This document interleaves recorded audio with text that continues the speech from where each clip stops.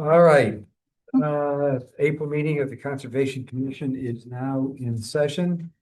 And we'll do the roll call, starting with Mr. Olson. Tom Olson, member. Kristen Stante, member. Larry Dunn, chair. Ann Schmidt, member. Bray Rafferty, vice chair. Michelle Fitzpatrick, secretary. And Giselle Malloy, member. Hi. remotely, okay. And we'll begin. Let's see, February, we have two minutes that are in the agenda. Is there a motion? I move we accept both as presented. Second. Right. Any comments or? I'm just checking, I didn't have any notes myself. All right, both minutes are approved without exception. And we can move on to public communications. All right, so you're up. You have priority. Hi, everyone. Oh, okay. Sorry. Hi, everyone. My name is Sabit Nasir. I am the Sustainability and Resilience Manager for the town. My predecessor, Megan, was highly involved, and I want to continue that moving forward. So a little bit about myself. I started the role in September. Prior to working here, I was with the city of Boston working on coastal resilience. I am an UConn alum, both undergrad and master's, environmental studies, as well as energy and environmental management. My methodology for this role and for sustainability and resilience is that local change will eventually lead into global action. So a lot of the work that we'll do internally in town, I am learning from everywhere else, learning the background and everything that has been going on in Groton and applying that using concepts that have been working elsewhere. I am currently taking the lead on projects that Megan had started, such as Climate Ready Groton, which is the town's first climate action plan, where I am that plan is currently underway and in development. We are hoping for a June 30th release of that plan. In the meantime, we will be looking for public comment and providing that public comment period open, hopefully around May 26th. That's when we'll have that open, as well as looking forward to having a public forum meeting here at 5 p.m. The room will be disclosed at a future date, but we are hoping to kick that off and kind of get that feedback from groups like yourself. I will also be coming back here frequently, but around that time to kind of talk about what it is that we're looking for in terms of the comments after providing our own initial comments from there. And yeah, so June 30th would be the release of that plan, and hoping to set that as a blueprint for not only commissions, but the town itself, and also providing that opportunity for us to drive climate action into the community, using that as a blueprint. Yeah.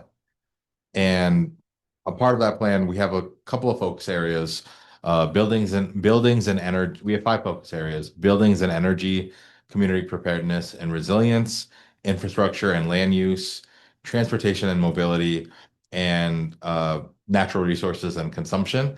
A part of that natural resources and consumption, one of the 2 of the goals that we're looking for is that natural resources are protected and managed to enhance the ecosystem services and build on community resilience, as well as making sure that Groton has a circular economy and waste is minimized through composting, recycling, and so forth. So just wanted to bring that up with the first, I guess, project that I'm taking over.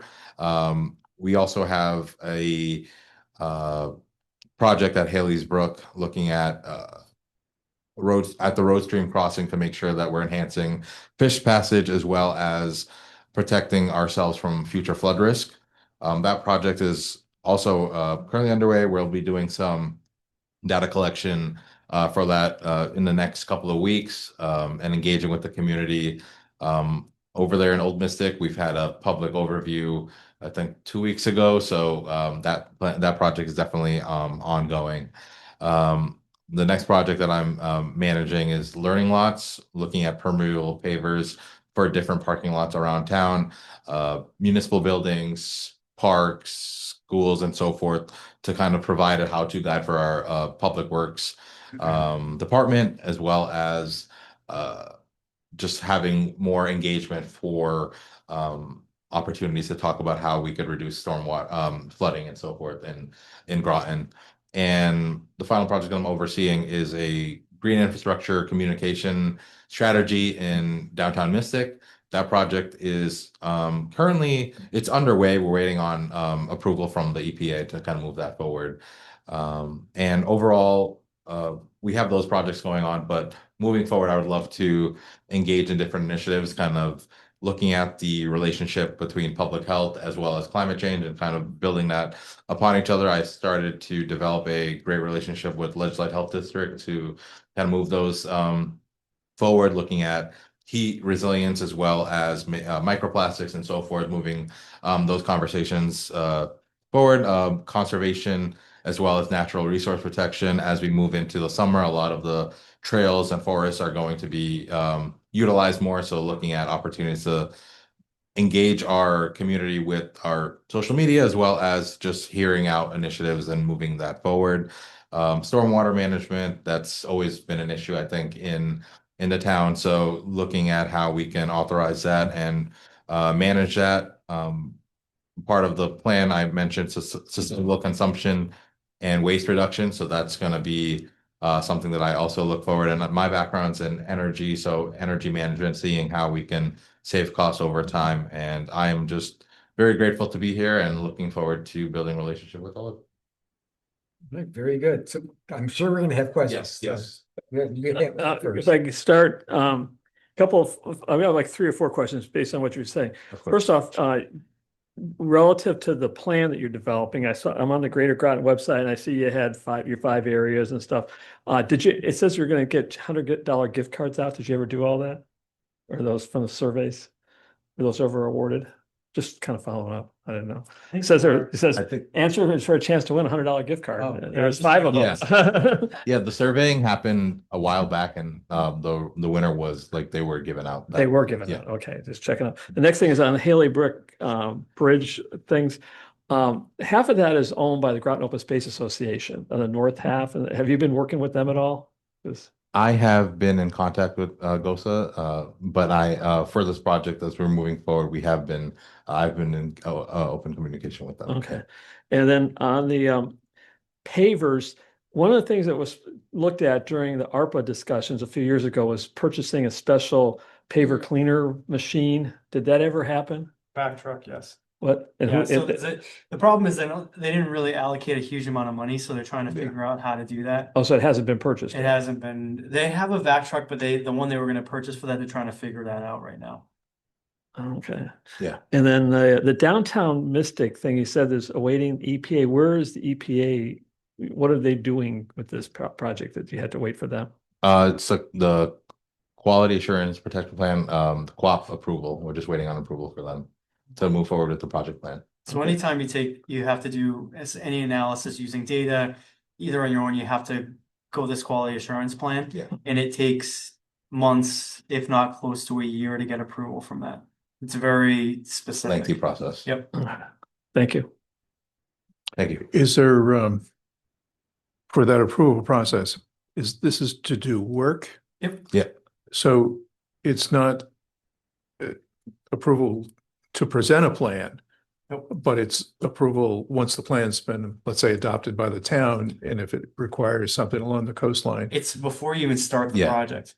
Before any work is done, you have to. well, before any physical work. Yeah. is done. Physical work. And that means and data is interpreted in lots of different ways. So if you're gonna do research on, academic journals and stuff of this topic, you have to go through this whole process. I had this for multiple projects I worked on in Rhode Island, and that was the biggest problem. It took forever to get approval through EPA because they're very specific. You use your cell phone for collecting data. Yeah. You have to come up with a whole game plan of how you're going to use your cell phone to collect the data. So it's I'm not saying that's the case here, but that's what's Exactly. involved with these. There's been talk about doing culvert improvements on River Road, for instance, along the Mystic River. Does that mean that falls underneath this?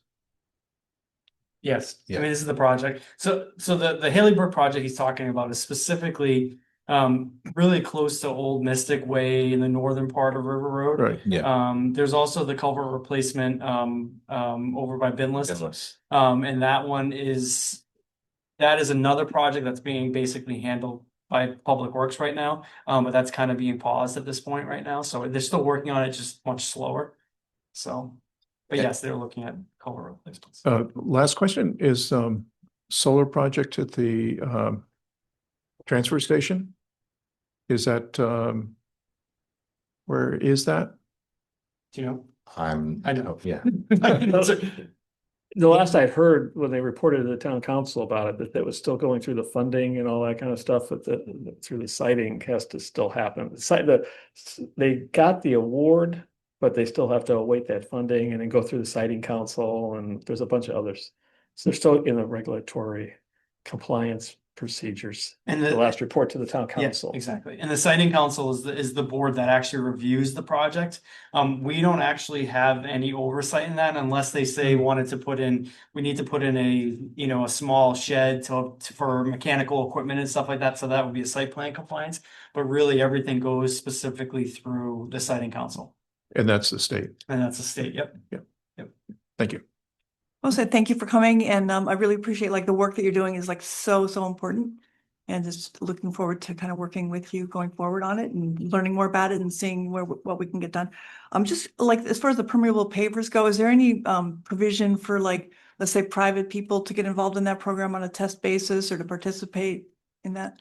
As of now, we are looking at a municipal level, but the guide and workshops and kind of moving forward, the communications forward would be pushed forward to kind of apply the concepts would be able to be applied into private residences. It would be able to, Yeah. but like whoever the contractors or there's somebody's establishing a business or like the ability to get it done around here.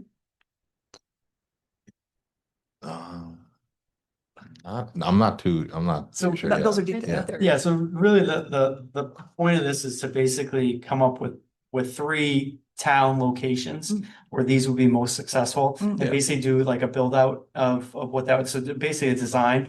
We don't have any funding to actually build them, Build but it. to actually do the design for it. And they'll look specifically for funding, whether it's through grants or Yeah. through CIP or something else for that. On that topic, ECCD did do it over in Washington Park, and there's going to actually be a demonstration and a bunch of information about that coming out later in May. There've been talk of it for. Well, no, they actually installed it. Yeah. There's a contractor that the ECCD hired to install it at Washington Park. Oh, so it's in place already. It's in place, Okay, good. and they're going to have a I don't know, ribbon cutting or something, but let me dig that up. It was on the ECCD. Was it a parking lot or? No, it has to do with the pavilions that they have over there. Okay. Yep. I will say also for the Haley's Brook project, that is a feasibility study. The permeable pavers will be getting some designs and doing a lot of community engagement for that. The Climate Ready Groton, that's an actual plan that's going to be developed, and the Green Infrastructure Communication Strategy is a communication strategy for downtown Mystic. So no shovel ready, but it'll be kind of preparing us for the next step. So No, just about the waste. Curious to hear more about whatever, we talk about solid waste disposal, composting. Is it anything beyond what SCARE is already planning up in Preston or whatever? Not. I haven't dove into that yet, but I will be working with them to kind of to kind of see where we could, specific to Groton and just making sure that everything is sustainably disposed of. When you said that the plan was going to be published on June 30th, is that after the Groton 2035 plan? It's after, yeah. I mean, Yeah, I mean, yes, I mean, basically, it all depends on the public hearings, because Yeah. this plan does not need a public hearing. They're gonna get probably some sort of approval from the council. But it's a little bit different from a statutory side of things from Planning and Zoning Commission. So the hope is the timing right now is very, very close. Both projects need to Right. be done by June 30th. But my question was then, are they in sync? Are we making sure that what you want is in the 2035? Yeah. So, well, no, and Yeah, that's understand kind of something my right now, like, so question, too. the other piece too of this is that we need to get the 10-year plan, Yes. you know, right. approved, right? Yep. Yep. And we do make updates to that on, depending upon when new things come up, because even the POCD is not gonna hit every single topic that we wanted to. Right. And I was just saying, so things such as the Climate Ready Groton plan, Right. there'll be some part, like, so you know that there's a requirement now statutorily that you need to include climate, not technically for this POCD, not until the next one, but we're already including that lens in the current POCD. But yes, there will probably be some updates that are gonna address some more of the Climate Ready Groton sometime in the future. So your call, if I understand, is then the 2035 will call for a requirement to do that work. And then when the work gets finally approved, it get folded back into an update on the 2035? I mean, it's kind of, if there's a policy specifically that comes out of Climate Ready Groton that needs to be embedded into the POCD and into our regulations, then that's the kind of stuff that would get updated. Well, I mean, we're still gonna go through, like, just because we, you know, like, we have Climate Ready Groton, it's like, all right, we did the report, great, it's gonna sit on the shelf. Yeah, that's. We're gonna move forward with that stuff, so that there's gonna be, you know, a number of recommendations and that come out of that, and some of them will get kind of morphed into the POCD in terms of update and regulation changes, so. Okay. So I guess So like, it's it's close, but can It's be close, adjusted. yeah, okay, it's all right, close, then, yeah. so, all right. but it's not gonna be word for word. Well, I'm not worried No. about word for word. What I'm worried is that we get the thing and it says, oh, we're not gonna do that because it's not supported by the. No, but that's not the 2035. case. So if there's a priority that comes out of there that Planning and Zoning Commission agrees that we really need to start moving forward with this, but it's not, you know, explicitly called out in the POCD, then we basically can update that. So that we can actually, so that there's a language in there, so it makes sense when we try to propose new. Because I suspect there's regulations. gonna have to be some P and Z changes as a result of the work. Oh, absolutely. Yeah. It's a living document. It's not supposed to be a, Yep. you know, static, you know, do it once and we're good for 10 years. You know, it's supposed to, you know, adopt as times change, you know, because we can't predict everything that's even going to happen over the 10 years. So we need to be able to go with that. I mean, right? I mean, look at the political climate right So you now. can't really predict the next year, let alone the Well, next. I know, and that's Well, it's set in the and next that's- month. and and those are some of the challenges. So yes. Oh my God. Okay, all right, let's not go veer. into- That was my question too, about how the climate ready was gonna get combined into or whatever. Yeah. So thank you, Larry. And I look forward to continuing to work with you. I'm on the climate ready project, so looking forward to it. Thank you. Thank you. So it's nice to meet you in person, and I'm looking forward to working with you. I have two things. One is, are you aware of the Sea Level Rise Symposium at Conn College next weekend? I am. Because it's free and you just have to register because they want the numbers as also. And then the second thing is April 25th is Earth Day? the Earth Day. Yes. Yeah. It's birthday. And I will Okay, be good. Did you tabling choose- at the next book. Yes. oh, good. You The can see what the students do and that Yeah. kind of stuff. So yeah. I'll be there too. At two I booths. think we'll all be there. We're not doing it We're not going to meet together. I have So we just won't talk to each three other. booths. See, be there. I know I'm gonna be in three places, right? No, appreciate, and you know, you're not only always welcome, but every once in a while we may drag you in because we want to talk something over with you. Oh, if Giselle has a question. Oh, Giselle, I forgot about you, Giselle, I apologize. Our Zoom No, guy. it's completely okay. I don't have any questions, but Sabit, it's great to meet you virtually. I will be in next time we meet each other. I believe I'm in the same program that you graduated from in masters, so I find that kind of funny. And best of luck and looking forward to working with you. Thanks for coming in. Thank you. Nice to meet you. Okay. Thank you so much. Thank you. Thank you. Let's see. So that's that. We have the discussion, public communications. Well, we have several. One was text amendment review referral from the Reg 26/002. And I reviewed that. I drafted a response or an input that is in the agenda, right? Yes. Yep.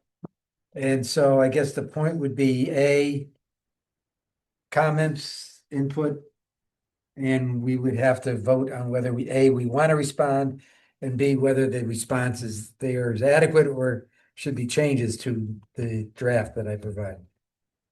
So let me throw it open for discussion.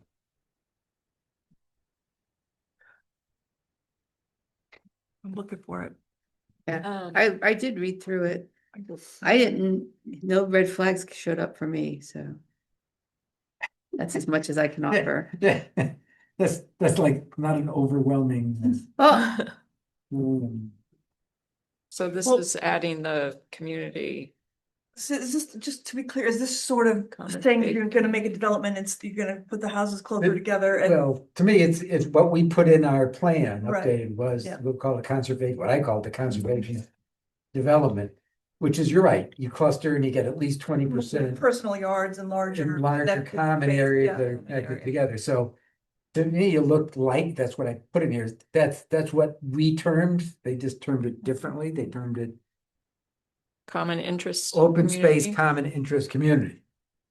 So, I mean, correct me if I'm wrong, I read it the same as what we've defined as a conservation development. It's slightly different, you know, so this is definitely, this does have it's a common interest in the fact that that you have, it's hard, there's one lot, right? So instead of having, let's say, let me give you an example. You have 20 acres, right?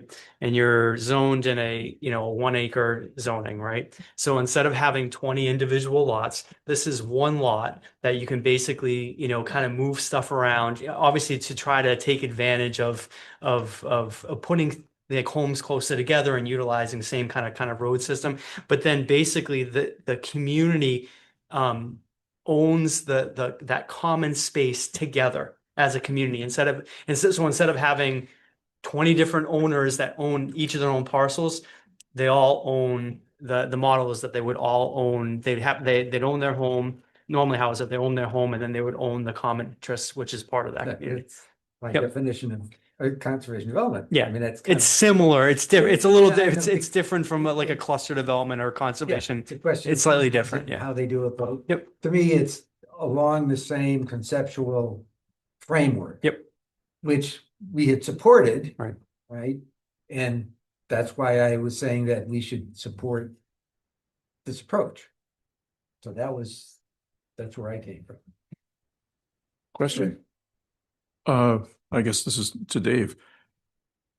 If you take, I'm going to throw out a piece of property, the Butler School, let's say, and you're looking at that property to put this plan on for, let's say, developing some housing and some open space within that property. Would the open space then be just part of the homeowners and for them to take care of it? Or because in sort of like a conservation easement, Yep. the town would probably Yep. get a hand, be the overseer of that. But are we proposing that the open space is now going to be? All right, so first thing I want to say, let's not use that property because I don't want anyone to think that there's a project or Okay. anything that's concerning. But again, just use a 20 acre parcel, right? Not big enough anyhow. Yeah, it would. So, but that being said, I just don't. Yeah, I think that it's better. I was just using that. No, I understand. I just want to make sure that People say that and then people Don't- was like, oh, wait, there's a develop. There Right. is nothing. Nothing is proposed. We have nothing in Right. front of us. I assumed it was a homeowners association. Yes. Would be in control of it. You pay dues. Yep. To get it cleaned up. They would et cetera. maintain it. Yeah, It's like, not it's not maintained by the community per se. right, correct. You're right, different than an easement Right. or a grant or something. I mean, so it's another tool in the toolkit. Right. And, It's and what it is. probably, again, this is just another model of how to, develop a piece of property that has a bigger percentage of open space. So for instance, if you go through the subdivision regulation, you want to subdivide a 20-acre parcel, you're required to put aside 10%. Well, this is actually 20%. Right. You're actually getting more through that. And then a lot of the questions you're asking are going to get negotiated as part or are going to be part of the approval process. Like it may seem like, oh, it's adjacent to existing open space and it makes sense to connect a trail through there that the public can also access. So there's all of that kind of gets worked out.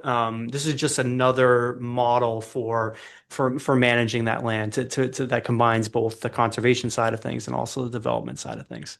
Would But- this, sorry. Oh, but the main difference is that the homeowners would own that. open Collectively, space yes. Yep. versus It's like the- like Larry said, it's like almost like a homeowner association. Yeah. Okay, Yep. that's what I was wondering. So would this apply to only certain specific properties, or would this apply to any property of this size in the town? So anytime you do a regulation, it's supposed to apply unless it's restricted specifically for certain like whether it's a RS zone or the commercial zone or whatnot, it's supposed to apply across the board. Now, that being said, the regulation is pretty specific in what kind of parcel that would be.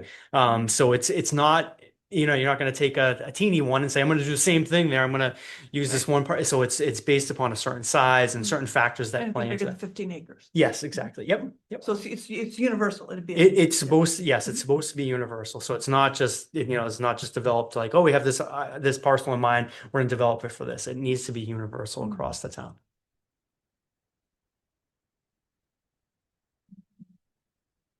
Okay, so what would you like me? Yes. Do you feel you need a motion or you just want a concurrence from us for the Well, I think- draft I think- memo that you put I together? think- Well, I need a motion because we need to execute and send it out. Okay, I move that we accept the draft that Larry provided in response to the request from the planning, from the planning Well, department. Deb, Relative to this issue. I will second that one. All in favor? Aye. Okay, I will remove the draft. I'll send it. To me, yep. Send it to me. I'll forward it on to Deb and it'll become part of the record for this public hearing for this reg amendment is next Tuesday, the 12th? Yeah, next Tuesday. I wanted. Yeah, no, your timing's perfect. So, Yeah. yep. Okay. That's the rega. Yeah.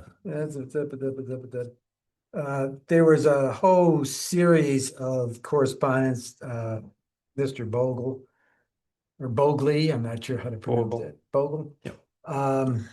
And as you go through the twos and fros, it is the consensus, the conclusion from my point of view, it's not a Conservation Commission issue per se, and it's been the town is addressing it, the Planning and Development Department is addressing it, Parks, the Public Works is addressing it, and Groton is also has a finger in the pot somewhere. Well, because I see this with my second hat of the town Complete Streets Advisory Committee, I did pass this along to the chair there, and he's the representative from Groton, and so they also are aware of this issue. And we have been monitoring the whole River Road updates and things being done through Public Works, and Public Works actually has formal projects already lined up here. It's just not at a time when everybody, it takes Everybody years wants to do it that. to get it right now, and we Yeah. heard it takes, Years. getting through the approval process is a long. Right, but Huh. I agree that it's outside the scope of Yes, this commission. that's- That's how I that's- passed it along. That was all in that. We were copied on it, and I just want to address it that we participated in making sure somebody was addressing it. And that's how it got resolved. Okay. Um, oh, okay, I'm sorry. Deb Jones that was back to the Rega thing. She sent a position letter or a request for a position letter. All right, now that gets down to, any other public communications? There's nobody out there, right? No, I think it's, if you're still on there twice, it's just you, Larry, twice. I get 2 votes? That's two No. votes. Not really. Oh, The only other, I'll say one other thing for, I was gonna say this under my report, but you should have all received, you may not have checked your email, but you should have all received an email from Tara from Public Works about Arbor Day. It is the 24th. She just sent it this afternoon, Oh, late this yeah, I afternoon. didn't Yep. get one. April 24th, at Farquhar Park on Gales Ferry Road. I think it's 20 Gales Ferry Road. They are going to be planting a serviceberry tree there. So I know, Tom, you've been I've been multiple once. years. So if anyone would like to attend that, that is going to be on Friday, April 24th at 10 a.m. at Farquhar. All right.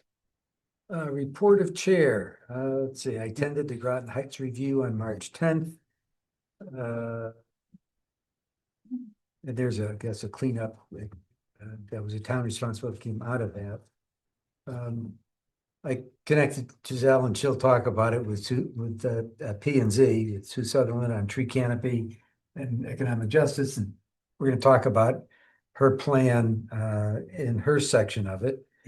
And I guess I had to make the note that Michelle Maitland did move to CCOG. Yes. Another move. Holy cow, it's like a big turnover. Yeah, which kind of gets to my question of the status of, not only you could wait till the end, but the status of open positions in the town that affects us, obviously.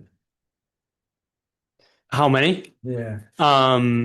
So from everything I heard, they're going to rehire for Michelle's position. We're in the process of also hiring the specialist for the resilience and sustainability. The other one is, who am I missing? Hold on. Parks and Rec. Parks and Rec, Parks that and has Rec, been, yeah. that's in the process of, I think they just did second interviews, so that's in Mark's hands right now. And yeah, So we're making, at least we're moving executing forward on, everything. yes. We're moving forward. Yeah, yep, I mean, it absolutely. seems like there was a lot of There's a lot of, yeah. a lot I of mean, mutation. Yeah. What are you doing to him, Dave? unfortunately, check any town, and it's very, very challenging on a lot of different levels for a lot of these positions, from planners to engineers to public works to parks and whatnot. A lot of towns have a lot of open spaces right now, so very challenging. Well, I mean, she needs to apply if she wants to do that. Just Given the fact that there's a lot more, I mean, Giselle and him had degrees in conservation area, which wasn't there 10 years ago. Mhm. So I'm saying, is there any programs where we're kind of working with the seniors and other things? I mean, I know it's the ground level stuff. No, we do it every year. So actually we just got, right before I came here, we had a meeting with a Yukon Climate Corps fellow who's been working with Sabit, and I'm helping with that project specifically on climate and social media. So that if you follow us on Instagram on the resilience page for Town of Groton, we're actually posting a lot there. If you've followed anything else for our department, John has actually been posting a lot and doing a lot of videos for that on lots of different topics. We will also be having, I think, one more fellow this summer from Yukon.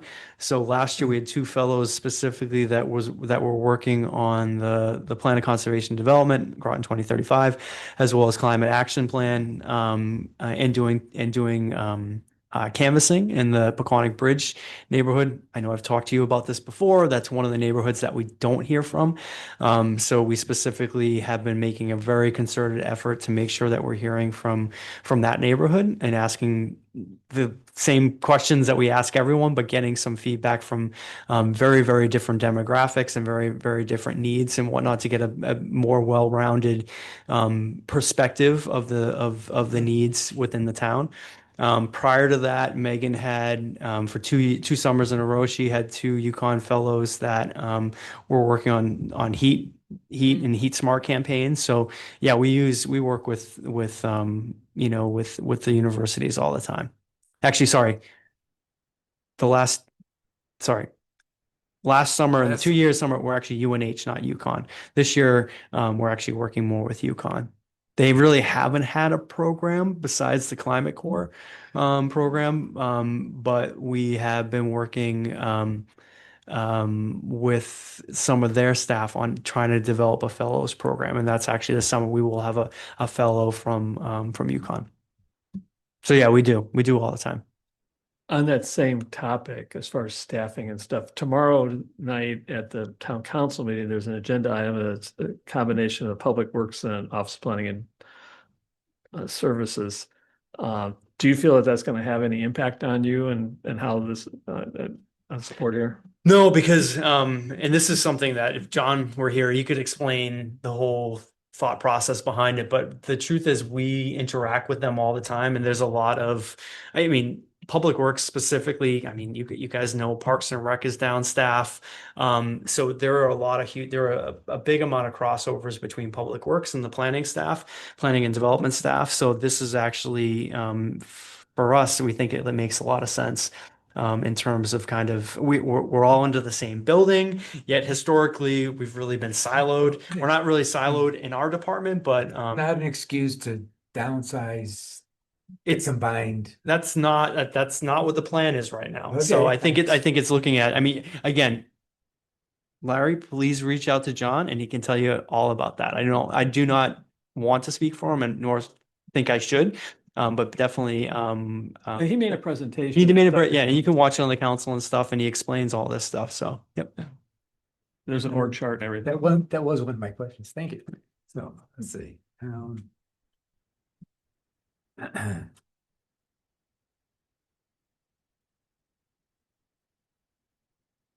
right.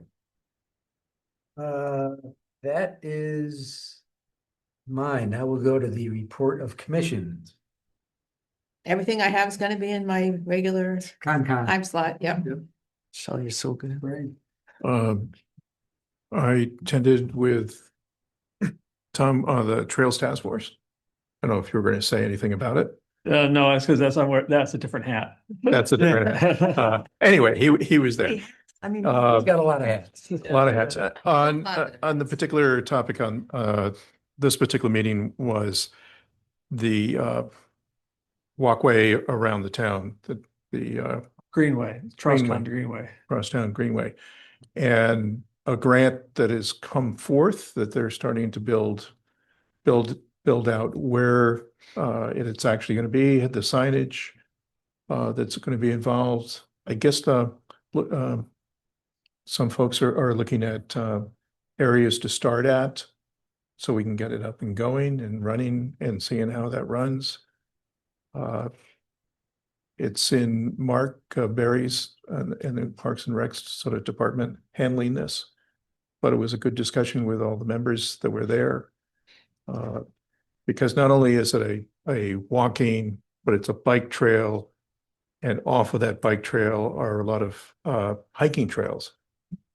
And trying to sort all that out was a good discussion on putting some of these things on the table going forth. Decisions have to make.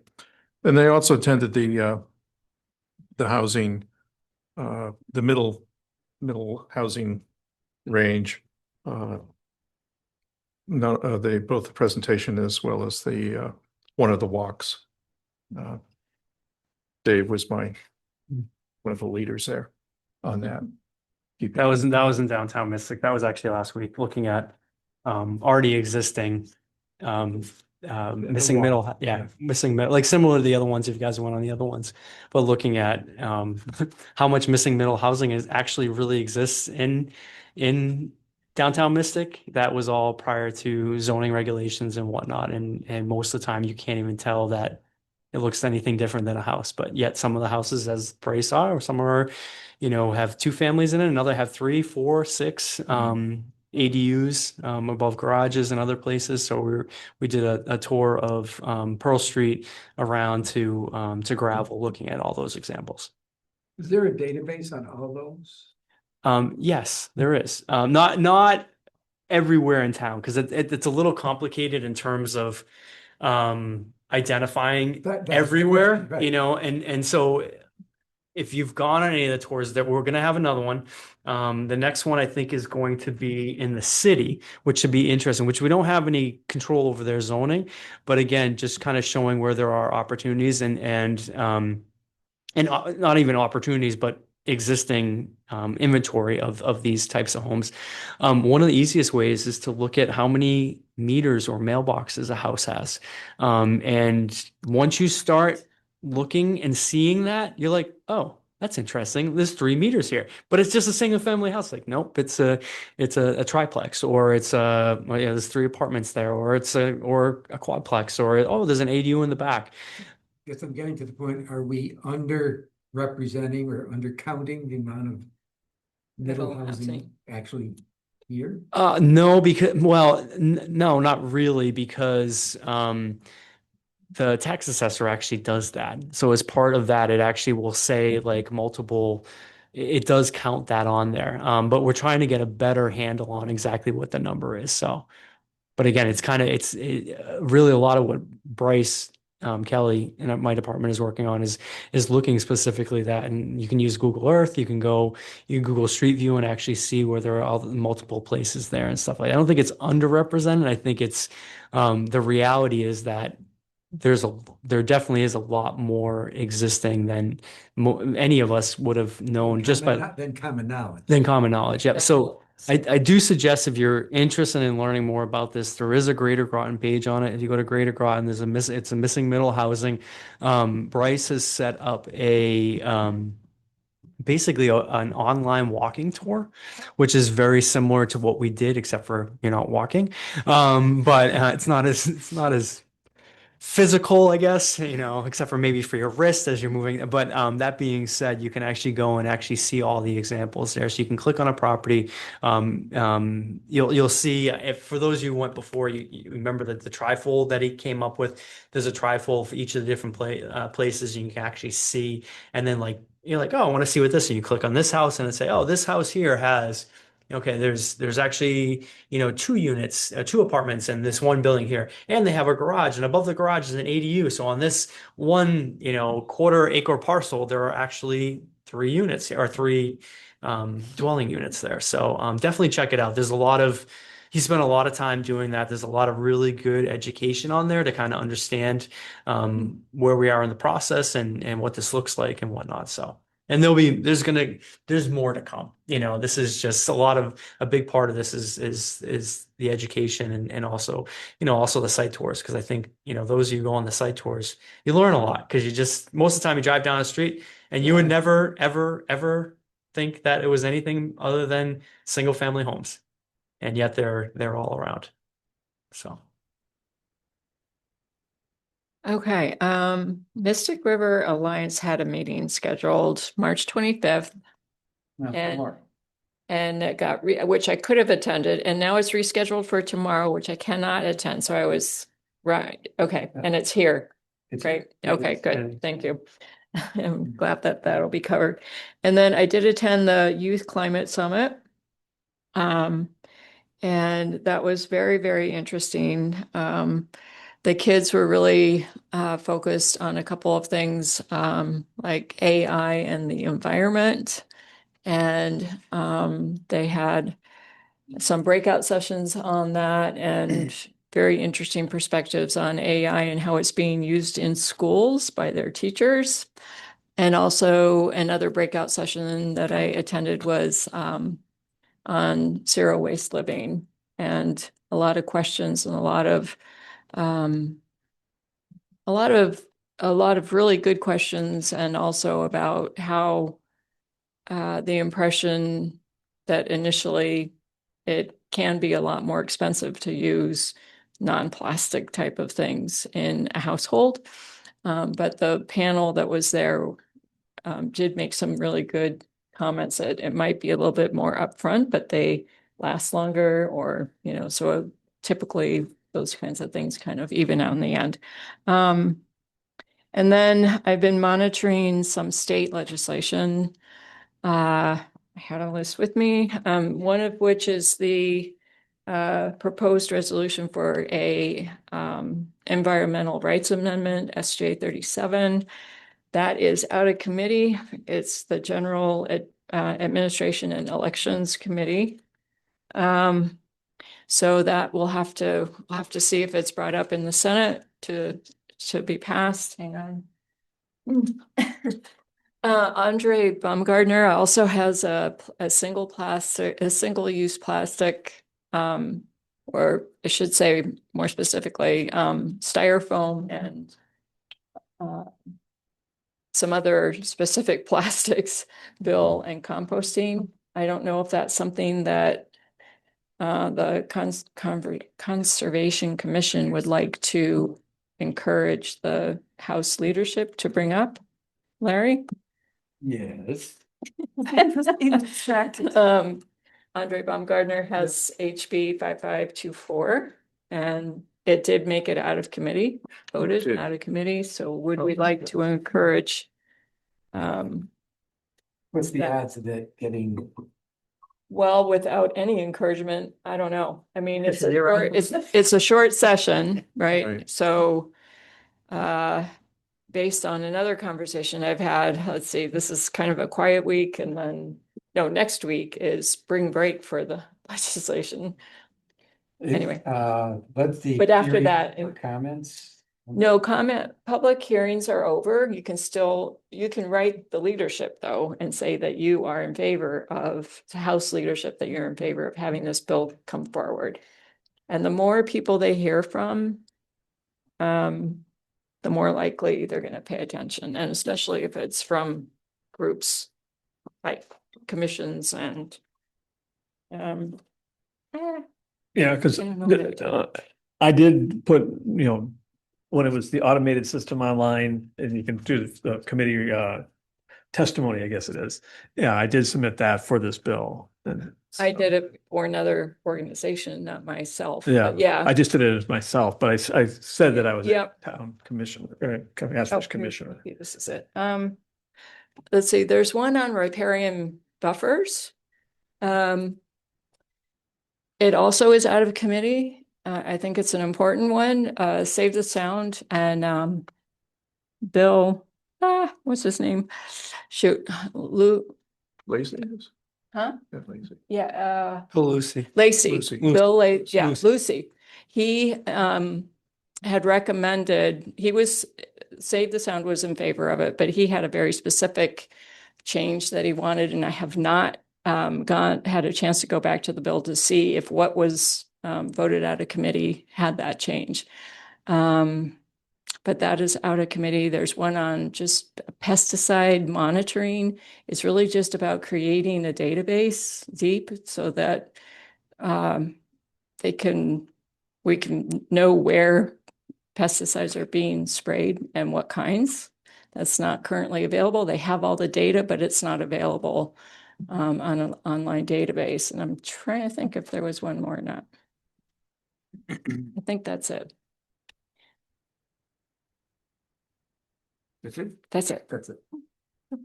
I had the good fortune to attend a 3-day conference on circular design, designing businesses and systems for resiliency and sustainability. And a lot of good sessions. One of them was designing products specifically in the design process. You're creating, you're planning ahead for what the waste products are how they're going to be handled at the end. That was one thing. One of them was we toured a golf course that had been rewilded. They'd gotten grants and planted something like 8,000 trees on this golf course. And so that was really interesting. One One of them was the woman who had been in charge of marketing Verve Clicquot in North America and Europe saw all this waste, all the seeds and all the stems. And she said, we got to do something with that. So she's created a whole business around taking these seeds and further extracting alcohols and the three products, alcohol, and ending up with something, some kind of infusion drink where you roast the seeds and then you grind them up and you're actually drinking them for health benefits. So that was kind of like, because there's a lot of weight. That was interesting.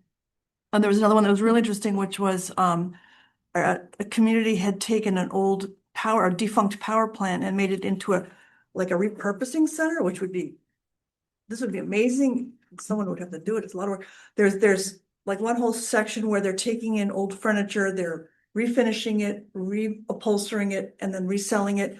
They're taking in clothing, they're redesigning it, restyling it, selling it, making garments, pot holders, like, you name it, all kinds of things. They had a restaurant in it, community center education. So they were training people to do these tasks and to have a new life.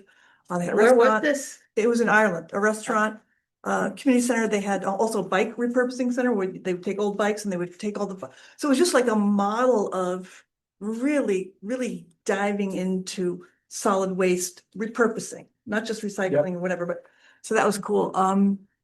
Well, yeah, regenerative agriculture.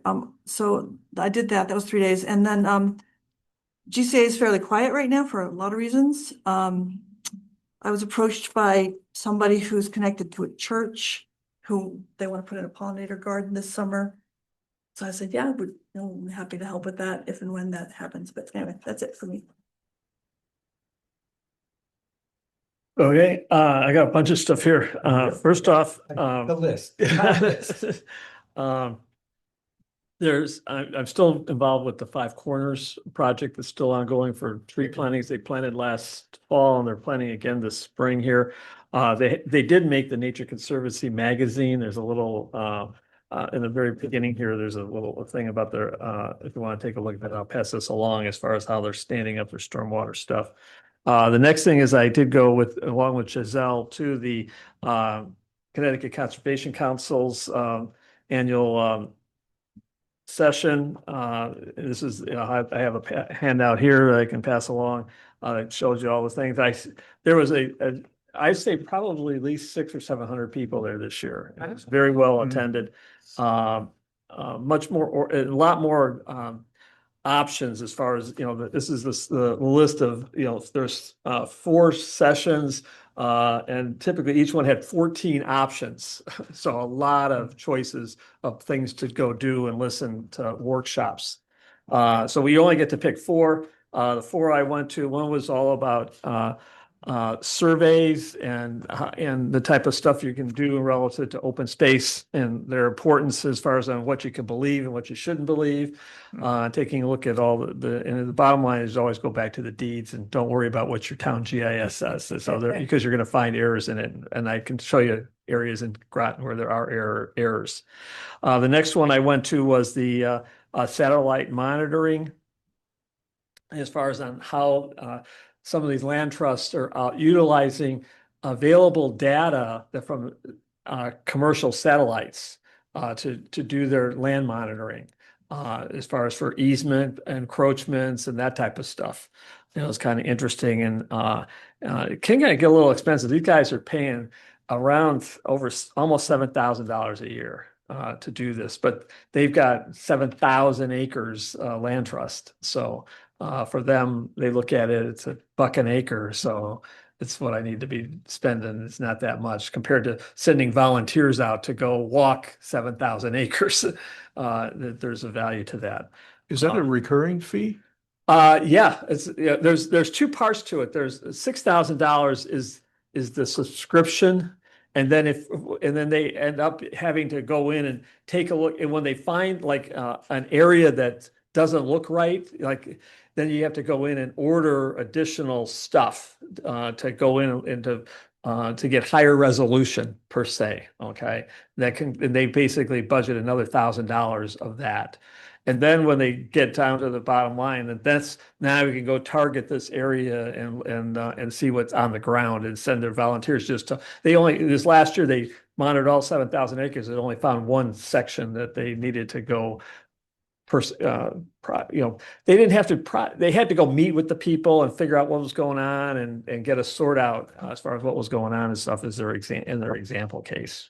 So that was kind of interesting learning more about what's going on there. So Tom, Yes. that sounds like a good piece of data for the students that are doing the mapping thing. So can you send just a link? or something? I haven't, the presentation is probably online right now, going to the CLC website, for that particular workshop. What was So the name if of you the could take workshop? Yeah, it was workshop B7. And what was the title? It was all about Oh. satellite in monitoring. the- You got well, you can keep the book. I have an extra book here, so if you need, you can keep the book and but there's a whole description in B7 in here on page 20. Just Okay. read about it on there. And this should be able to go to the CLC website and then go take a look at, they should have the whole presentation up there. I haven't gone to validate that. Yes. The information that they were trying to gather, that they wanted further information about, it was sort of like an intrusion. Or, Yeah, there's somebody was like building, they're a lot of this stuff is in very rural areas. It's up in the northwest corner of north of Litchfield in that area. Okay, this guy was building a road to his new 20-acre house, and was okay. going onto their property, onto the Right. land trust property as opposed to staying on his. Right, there was a An that was in the encroachment. news. Yeah, okay. Yep, Okay. thank you. They figured it all out, but going back to the surveys.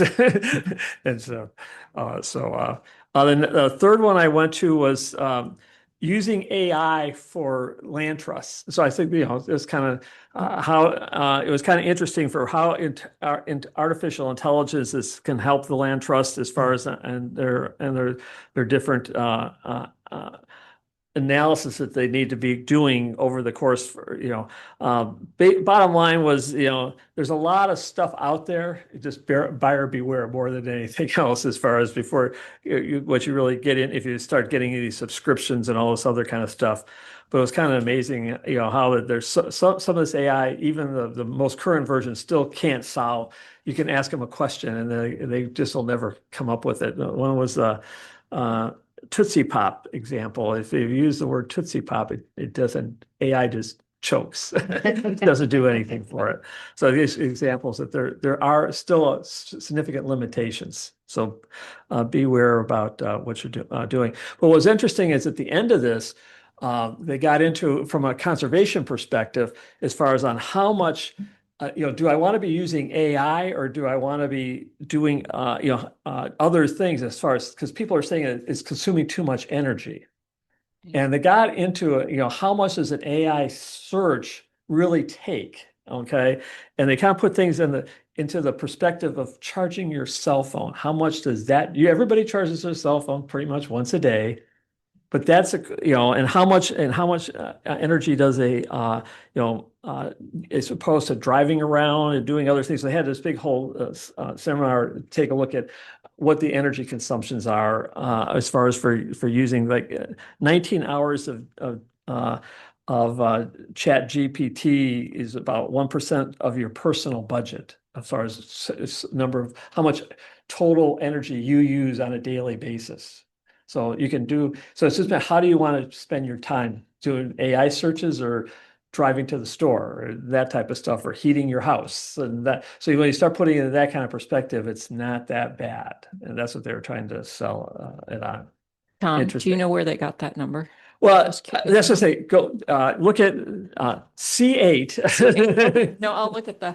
Okay, and they have that whole presentation. It was all documented in there. I didn't. Yeah. I was just kind of taking highlight, things to kind of give you a gist as far as what kind of topics were involved there. If you want. In addition to energy, water consumption is also Yeah, major. well, they were looking at just purely at the energy consumption. That's what they were doing.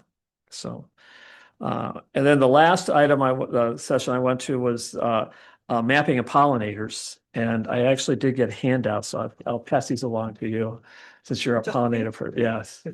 I didn't, I got the last ones. So I don't know if you had already seen that stuff or whatever. But this lady, she's a grad student at UConn and has been developing this whole pollinator pathway going up the river as far as coming up. She was giving us a preliminary look at what she's going to be posting, and there's going to be a lot more as far as all the detail mapping and stuff that's going to be. But she's going to be doing all this again, D7. If you want to take a look at here, Step back down. I got it here. I got the second version here. Yeah, I'm done. I already sent the information to the students. Yeah. Oh. That's okay. So, I mean, I tried to spread things out as far as what I was taking a look at. But she's really looking at trying to identify where there are the best places to put pollinators relative to what they've been monitoring, principally along the I-91 corridor, going up from Hartford, from New Haven to Hartford to up to Vermont and stuff. And that's what her system is that she's developing. And she says that ultimately it'll get hosted by Clear. And so you'll have all this map stuff available through them to identify where looking at how, these islands to have for the pollinators to go to and where they need to help people target better where to put a pollinator pathway gardens. Okay. Just a quick Yes. follow-up. Is this in relationship to, let's say, the islands along the 91 between traffics? So earmarking for right. She's got this whole system that as far as how much is, I think she's the minimum size is a half an acre she's looking at. I think it's the resolution that she's working with as far as to establish a sufficient area to make it work, and then she can say, well, this is to DOT where they should be looking at it along I-91 itself, but it's a very wide corridor that she's looking at. It almost comes all the way over to us along the coastline and stuff. So she's been developed. She ultimately wants to do the whole state. Okay, she's working this through Clear, but she's just one graduate student, and but she's giving them all the information to how to put it all together. And then it's just a matter of pulling in all the Clear information, run it through this processor, and then Clear will have the whole state done. And so that's what she's been working on. Right. So it's kind of interesting. She's kind of nerdy, but it was interesting. Okay. And then the next thing I got is the back wax stuff. Hold on one second. Bring me up my in here. Yeah, it was in the presentation packet for today. Page 28. 28, yes. Right now we have 34 people signed up for this coming Friday. That's awesome. That is. Okay. I have to give credit to the NUR.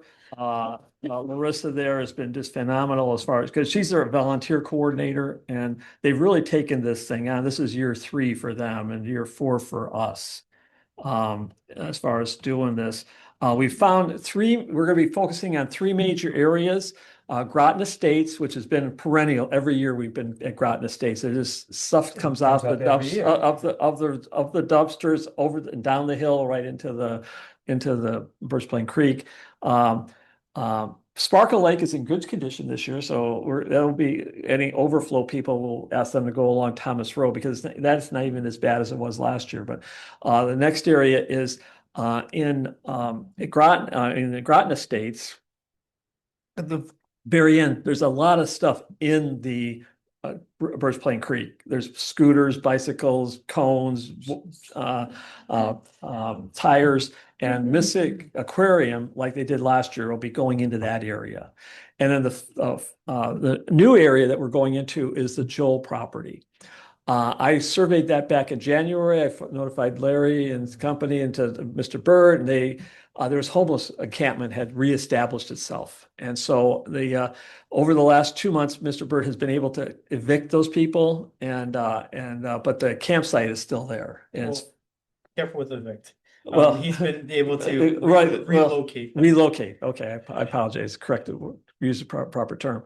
But they've been relocated. The place is a total disaster area of stuff. And what we've gotten an agreement with Mr. Burt right now is to have our volunteers at least get the stuff away from the river or from the creek area, put it and get all the bags and just leave it all coordinated where the tents and all this kind of stuff and the sleeping bags and all that kind of stuff still is. And then he has a contractor will come in and take all that stuff out. We're very concerned that I don't know what's inside some of this stuff as far as, the drug paraphernalia, whatever. We don't want to get involved, but we can see the basic trash that can blow into on the Joel property into the First Plain Creek. That's what we're going to be focusing in. So we'll have the majority of the people there this year. So there'll be a relocation up and have to get all the waivers and all that kind of stuff signed because now they're on town property as opposed to city property.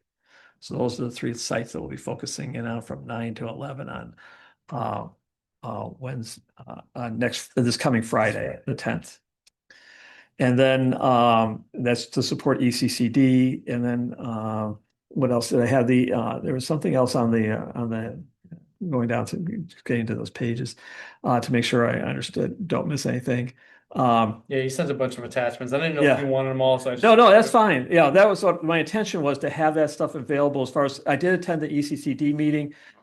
There's a lot of information going on. Like that's where I found out about the permeable pavers in Washington Park. That came up at this because that's really an ECCD thing. The ECCD leadership, the guy that's in charge is Doug Mullins. He's retiring at the end of this month.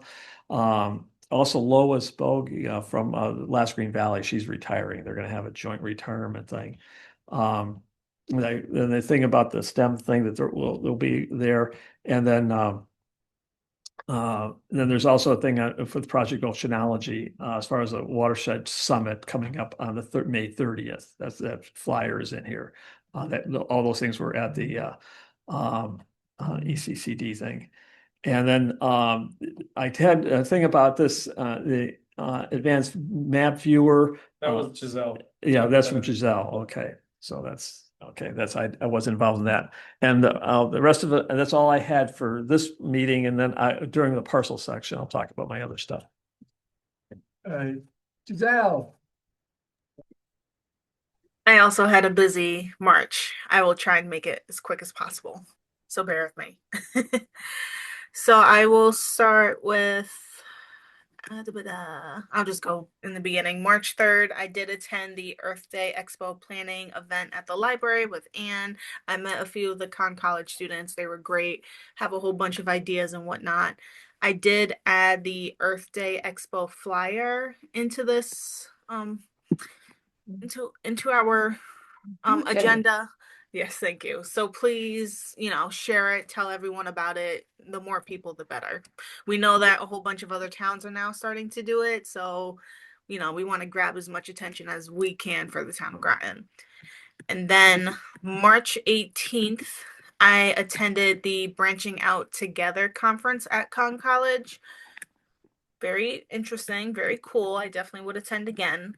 The first session was a panel discussion where we met 5 leaders from Connecticut's major forestry and tree care organizations. Emphasis, I just wrote a whole bunch of notes. They definitely emphasized on improving communication and technical support with shared goals across all the organizations. The one that was there, I know, was I can never say this word right. Nature Conservancy, the tree wardens, the Deep, of course, Deep was there, and blah, blah, blah, blah, blah. And some attorney. I'm just going to leave it at that for right now because I did not write their names down. And then the session 2 was on trees and law that was presented by John O'Neill. He is an attorney at Washington, D.C. He came up, he did a whole bunch of studies and shared his opinions of what Connecticut could do better, basically. It explored the legal issues faced by arborists and tree wardens with municipalities when enforcing tree laws. He did emphasize how unclear or incomplete legal language creates conflict and liability. We all should know this. He did say for Connecticut, stronger legal clarity helps protect both towns and the public. So that town should definitely be working on their communication. He was definitely boasting about that. Session 3 was by Kayla Stewart, Rooted in Trust. She just gave her discussion of how she became a tree arborist and how she wants to help the communities. I thought it was a great discussion. But yeah. And then session 4 was our keynote speaker, Ethan Taper. He came in, he told us about his book, How to Love a Forest, the Bittersweet Work of Tending a Changing World, and his experience of always being in the tree forestry life. He was from a small town in Vermont, and he was just always surrounded by trees, and he ended up becoming a forester. One thing I did find pretty interesting about that talk was he bought a plot of land very dirt cheap. He didn't know why, and he ended up buying it, like I said, dirt cheap. Come to find out, there were a ton of invasive plants and everything was getting destroyed. It was just not a great little spot that he bought. He didn't really think well too deep into it, but he ended up taking care of it. I kind of was on the fence a little bit, and so might all of y'all. He did 12 days straight of pesticides on all of those invasive plants, and he says to this day they have not, and this was like 2 years ago, they have not grown back. So, pros and cons to that. The one session I did like, it's a little bit too long in my opinion, but I did like, was the decay in level 3 tree risk assessment that was hosted by John Ricks. His discussion was focused on advanced diagnostic tools used in level 3 tree risk assessments. He explained how arborists evaluate internal decay, structural stability, and failure potential using specialized technology. He came and he brought a demonstration of sonic tomography, resistance drillings, and root collar excavations. I thought they were all cool methods, and he showed us what data to use and the tools that are being provided and how arborists interpret those results. Like I said, I thought it was an overall great conference. I definitely would go again. I have a better appreciation and understanding for what tree wardens and arborists and all of them do when they work with trees and the value behind it. Okay, March 21st, I also attended the CT Land Conservation Conference. I thought it was great. That's one of my favorite conferences I like to go to. My first session, I attended the one last year that Tom went to learn how unique and valuable LiDAR imagery is. I wanted to do that one just so I could see if I could probably incorporate that into what I'm doing with my tree canopy project with the town of Groton at the moment. I did see some few things I was like, oh, okay, I could probably pinpoint, but we'll probably get there later in life. I did add in the slides, not the slides, I'm sorry, the agenda.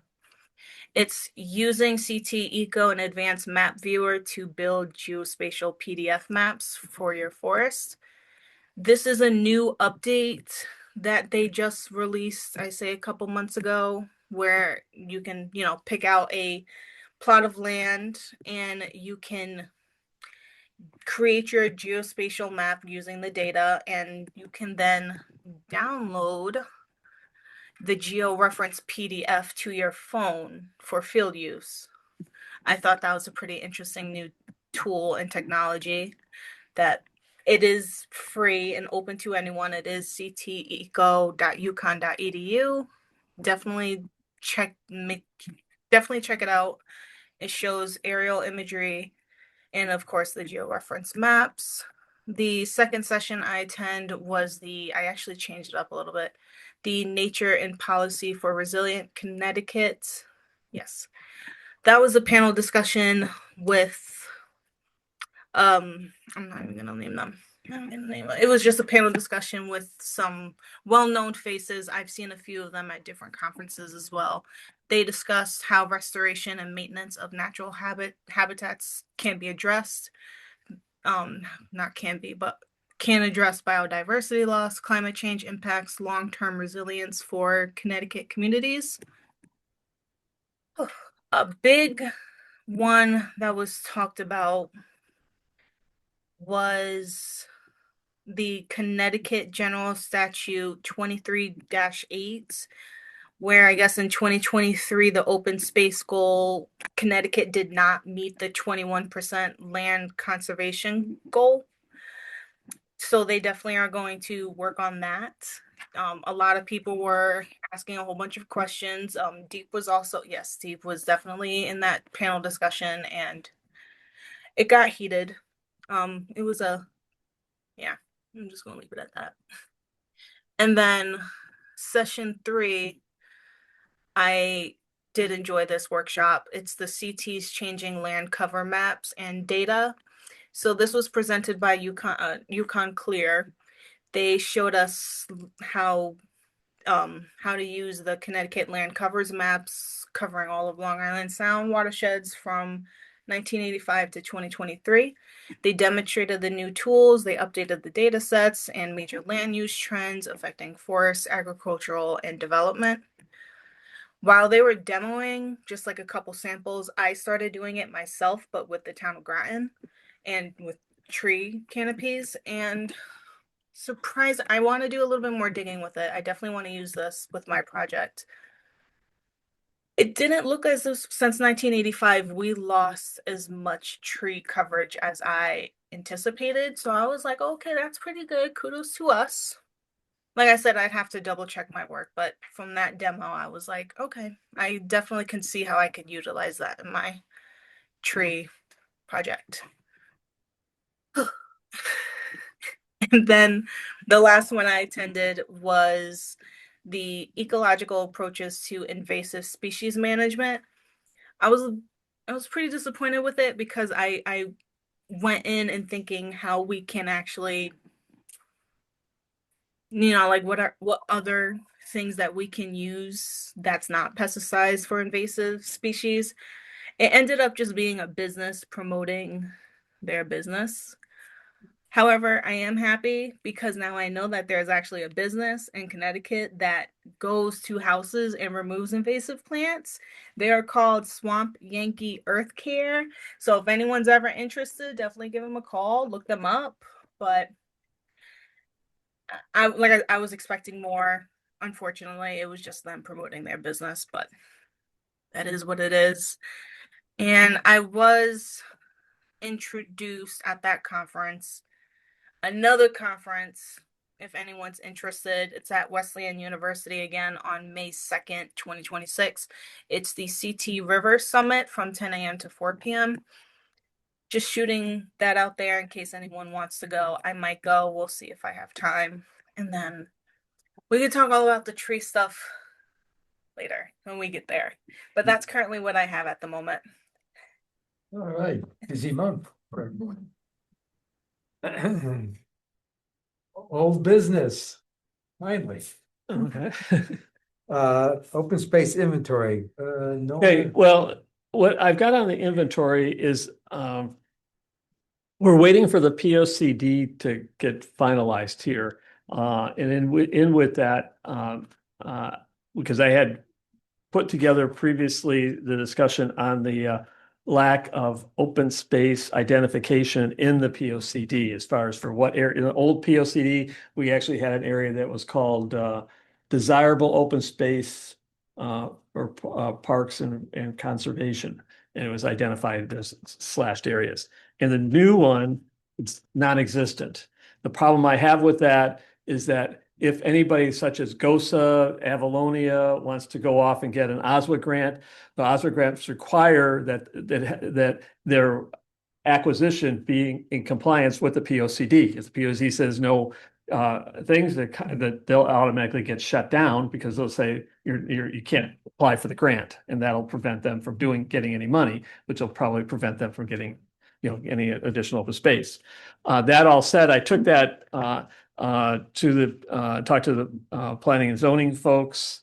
They understand that issue, but they don't want to change their flume. And so I did prevent, and then, because ideally what I was suggesting, and this is what from a long-term issue that we may have to take action as far as in this area, was to take a look at saying, as a town, we've been, people are in the PA 490 program. And so, there's three categorization. We only have two categories in the town of the agricultural and the forestry, and we don't have the open space category. And so I talked to after getting some pushback from the planning and zoning folks, they said, we don't really like PA 490. And I said, well, okay. So I went and talked to the town assessor, because she's the one that manages the PA 490 for the town. And she also says, I don't want open space PA 490. It's a real pain to deal with, and it opens a minefield. And I didn't realize that she used to be the president of assessors for the whole state. And so she has a lot more insight. And she explained to me that I said, there's part of the assessment process, because we're all got our little notices this past week in regard to you're going to get your reassessment. Does that reassessment process take a look at the PA 490 that says that make sure it's still in that use? Particularly, I mean, for forestry, it's hard to tell. All you want is forest to be growing, so it's pretty fallow. But when it's agricultural, there's an expectation that you're agriculture gets something to it. And she says, yes, and she has she has rejected people in the past for not demonstrating agricultural to obtain their PA 490. But there has been a couple of cases where that in the state where an assessor has made a ruling to say, to take their 490 away from them for not utilizing it. She said has no interest in going down that path, and principally because the way the state statute is written, you end up in court, okay, almost invariably, and she says it's really very detrimental in some cases where when you do this, that in a lot of these farms, because the goal is to keep it in some type of open space condition, and by taking away, you're forcing the person to be going in and selling the property. And so from her viewpoint, that's really not the ultimate goal for what the state's looking for. And so, I think that's where we are. But so what my suggestion was, and Larry incorporated into this when we get around to the project, Groton 2035, our comments, there's a couple of comments that I put in there saying in the areas where there's potential for open space considerations, that it directs persons to the open space conservation plan. And so what we probably need to do is once the 2035 is approved next month, is to come back and starting in the June timeframe is go back and take a look what do we want to update on our inventory, and also for what we want to be updating for the open space conservation plan. So identify potentially that like the PA 490 parcels as a high priority for getting better protection or preservation on those parcels. So that's my report as far as where I've been going and talking to people. Open space planning.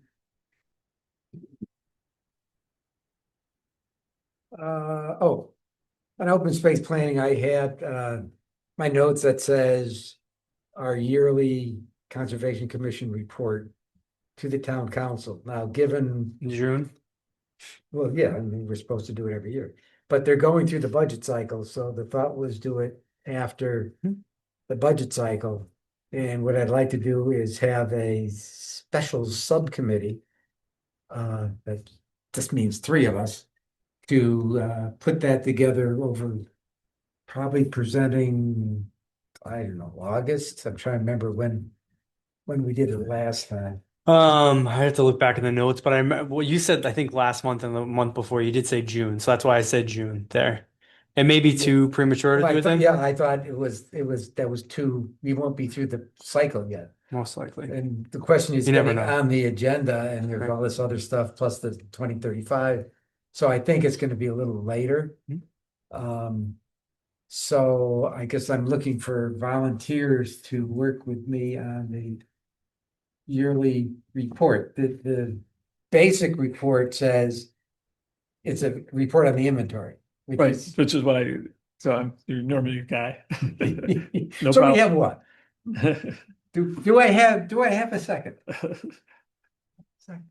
I'll try. We have a second. Okay. All right, so. Okay, so Bray. I don't need to do anything other than just say we're doing it, right? No, but it probably would be in your best interest to reach out to town manager and just say, hey, listen, this is what we're thinking. Is that a realistic time period based upon what you know might or might not be No, coming? I did that. Oh, you did. What did he And he say? said, do it later because Okay. you got all this other stuff.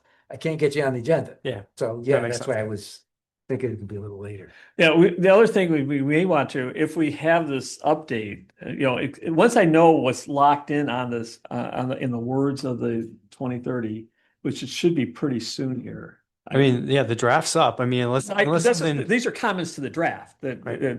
Larry. We'll get to put together. that. I know. Yeah, but if, assuming that that's going to be there, I think we do need to update the open space conservation plan. If you want to do that all in one fell swoop, brief them as far as on the update and say, and then here's our changes to the conservation plan.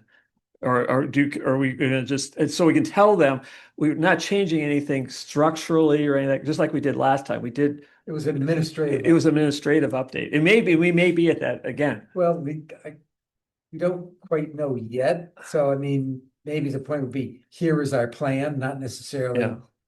present the updates. Okay, we'll see where we are. Yeah, because there's a few other things that we want to accomplish in Yeah. this. Because we only get a certain slug of time. Yeah. And so, well, that's part of this subcommittee is to agree on the message we want to Yeah. give in our yearly update. I mean, obviously here's a percentage land, here's the, all Yeah. the number crunch. We got to do probably a follow-up on the district numbers that we gave last time. Mhm.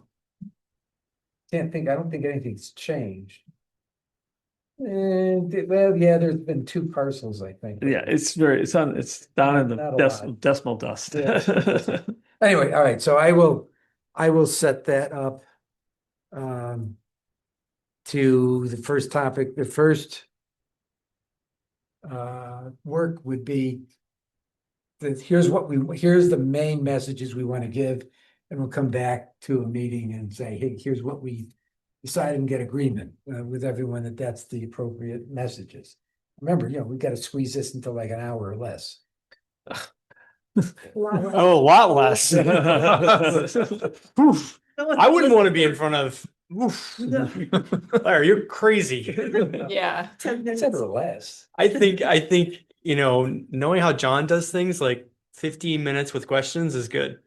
So I've never gotten out of there in under 15 minutes because they ask questions. I know, no, 15 minutes and then Oh, and then questions. questions, Yeah, okay. 15 I minute was including presentation. No, no, questions no. in my Oh, no, that would never time work. slot. Okay. All right, Efficient. efficiency, yes. Well, that's why I want to be selective on what we Yep. say. All right. 6.3. Okay, now we're into the okay, so we got the draft, which I'm sure you all have committed to memory. Every word. Of the 2035. I ran through it and compared what we put in the first time and what is in there now. And the report is in here. I mean, they did adopt or address a number of things we've said. I think, as I said in the first pages, which ones we thought are in there. The one that I thought was a little weak was the solid waste management section. And there was nothing in there about performance metrics, so I'm not sure if that's something that's The implementation plan is gonna be part of that. I thought that was part of the, at the end. Cause that's where the short, mid and long term are in there. That's all it said. I mean, I didn't see any specifics on percentages or let us call it a metric other than short, medium. Yeah, I think it's just because basically what I understand from planning and zoning commission is this is what the plan is now, and then we're gonna break it down. So once they said 6 months after this passes, we're gonna have a special meeting that's gonna look exactly of how we're gonna regulate each one of these here. Okay. So, That's, yeah. okay, So the how piece is coming later. okay. I mean, there's some how in there, but it's not to the, I mean, It's not, it's high level. yeah, it's more high level. I'm a measure guy. If you don't measure it, Yeah. nothing gets done. So And I think part of it too is you guys should think about that in terms of the those action items that are associated conservation. What, the ones that you're associated with, what does an action item look like for that? What are the metrics that you would like to put on that? What's realistic? okay, well, I mean, I did pull Yeah, out, you pulled those, yep. I pulled out the actions that we're responsible Yep. for. And that's like 2 pages here. Did I put that in there? I don't think you did. Mm-mm. I didn't put that in there? No, you didn't. Okay, well, I do have that. We did send that out. It might have been with last, Consolidate CC action list from Groton implementation matrix. Is that what you're talking about? Yeah, No. yeah, it's only 1, 2, 3, 4. it may have been last month that you put it in there. I think it was last month you put it It's in. not this. This is what I'm saying here, that. No, no, That's not that's the what same we're talking document. about. That's what we're talking about. This is a That's- 2-page. That's a different This document, is yeah. a different one, which I think I did put it. I want to say it was last month. I'm almost positive. Which is The kind of a spreadsheet follow-up to your question, which is for these actions, you're asking us, what metrics would we want to put on there? Yeah, I think that makes sense, like to see, and then we'll see what's realistic, in terms of bandwidth from PZC, like across the board, staff, everything that involved, like so. All right, let me think about that. Put that over there. I mean, I think the reality is from an implementation side of things, this is a much more realistic list than the one from 2016 where we basically didn't touch half of them. Like We did. we We, the Conservation in Commission general, did. we did not, because we didn't have the capacity of Just- funding or anything like that. Just being That's what I clear. know. I understand that. The and town that's in general, you mean? Yeah. Town in yeah, general, just I would The agree big with we, that, not the little we. the big we, yes. the royal we. Or royal we, whatever you want to call it. Okay, moving on. We gotta get moving here. We got a game to see tonight. I don't. Hopefully we'll have a game to see. 50, so should make. it. Ah. No, don't say use that that. number. It's at Thank you. 7 Oh, we got o'clock. plenty. Get moving. I'll give 'em a- yeah. All right, It so starts at what seven? the way I did is, in order to make it understandable, I took the sections out. The yellow highlights in there are the things to discuss. The rest of it is the text that came out of it so that you'd have a context. Context, yeah. Okay. So now I don't know how you want to go through this, but should we, do we go in with basically the yellow comments for these sections, yes or no? And I guess, what's the target for comments for this round? Hold on.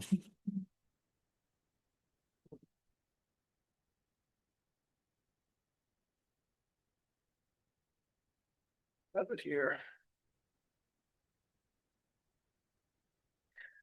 Public hearing is scheduled for Thursday, May 14th. So Thursday, May 14th. So you would want to make sure that In part of 14. prior to that, and I would say, because I know I can tell you right now, we're probably gonna get comments right before it. You guys are much better than that, so I would say try to get it to us at the latest by the Friday before that. If you don't already have it by then. I mean, you guys are so ahead of the We game. we Right. have it. Right. We just have to agree on which ones we want to Right. emphasize. Yep. All right, so in order to get through this quickly, I would say I'll name the page. You guys tell me thumbs up, thumbs down, that this should be included in our feedback. Is that fair? Okay. Page 35, stewardship and management. There's a question of expanding towns, parks and rec trail coordination committee, splitting into subcommittees. A footnote, when contacting Parks and Rec, they said they didn't know anything about it. So that wasn't something from Parks and Rec. That was just something in there. So my view was, I don't see how that would be. And we're waiting. Mark knows that. And we're waiting. We haven't got any department comments back or anything like that, too. So we're waiting for that stuff. So that could be eliminated. It might not be. I don't know. I'm just saying our view. Right.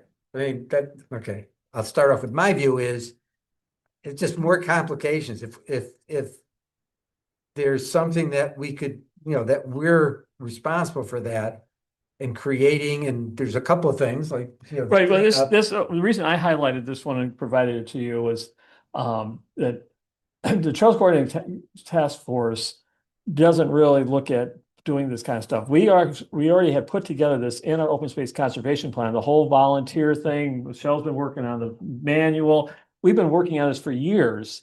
And now all of a sudden this pops up out of nowhere. And they've never discussed any type of stewards. Every organization has come to for coordination. It's not an action group, other than everybody in their individual areas. So this is just a wrong place to send this. Yeah, I mean, that was kind of my view, is I don't know what the heck it does. But anyway, So the suggestion is eliminating that sentence. Yeah. Right, just take that sentence Yeah. out.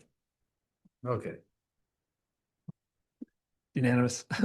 Page 36. We don't need to keep track of voting on everything. Okay. No, I wouldn't. Well, I thought you were looking for consensus. Okay. I would just look for consensus. Page 36. The town maintains positive relationship with local conservation groups. More coordination could occur to help with resource sharing and strategic land acquisitions and conservation. So, I mean, I agree with that.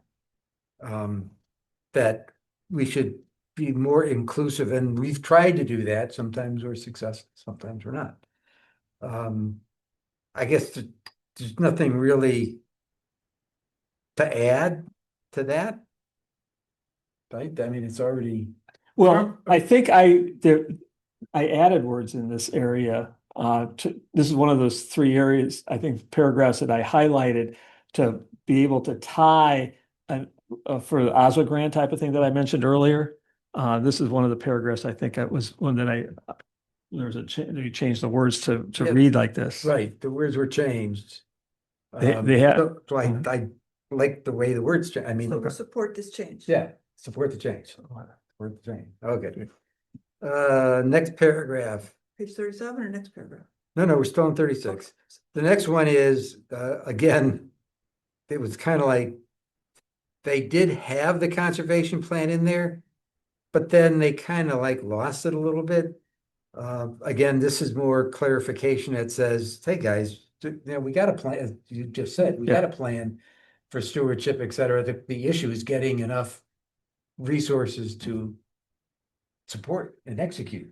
So one thing I should say too is like, so as you think about this, so this draft, right, think about what are the if it's just verbiage changing, that is minor in it, but what are the substantive changes? Because the substantive changes are going to have to be part of the motion.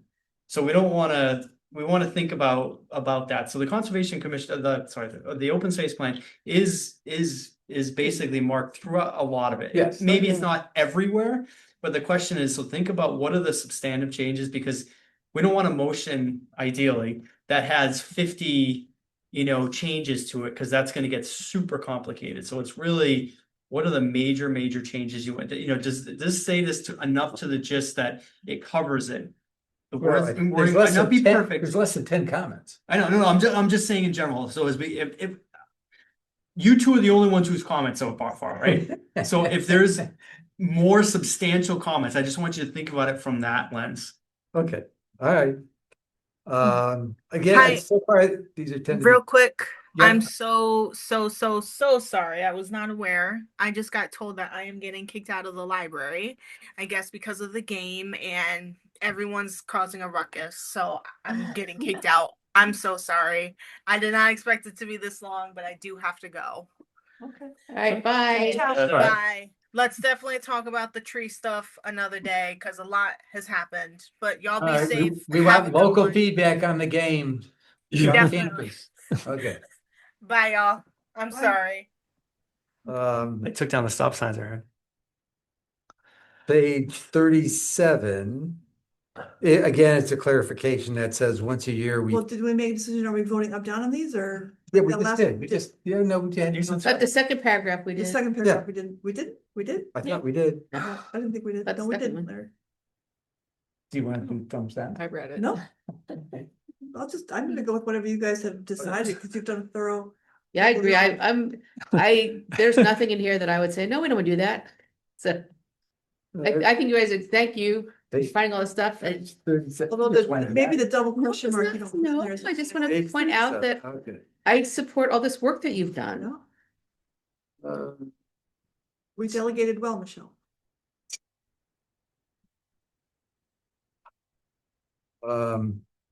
Oh, well, actually, the next one isn't a comment to them.